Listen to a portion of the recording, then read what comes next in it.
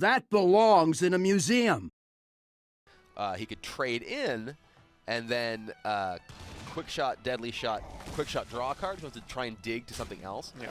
Which actually, yeah, he's going to go ahead and clear things off, leave himself with a damaged tiger, and then quick shot to the face to dig a little bit deeper. Finds himself a kill command. So that was interesting because he could have gone the other way, not drawn the card, because he's only like still got one card in hand, right? But it would have left the tiger difficult to deal with because it would have been on 4, and there only would have been the bow left.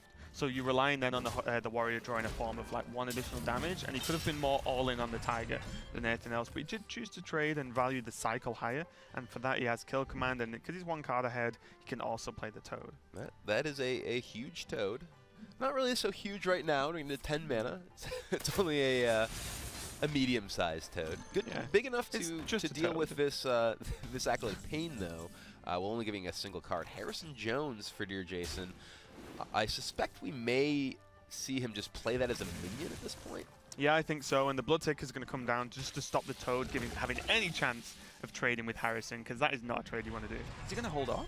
It looks like, wow. I'm a little surprised to see Deerjason just hold on to the Harrison. Yeah. It feels to me like he's in a position where he needs to just get a clock going.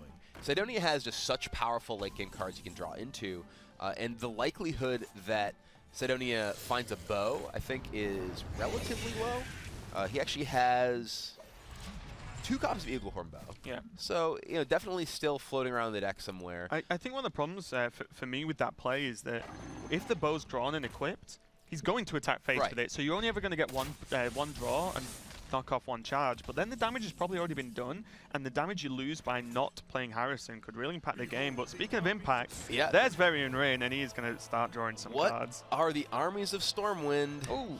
I actually think he's guaranteed to be dead. Oh no! Oh my!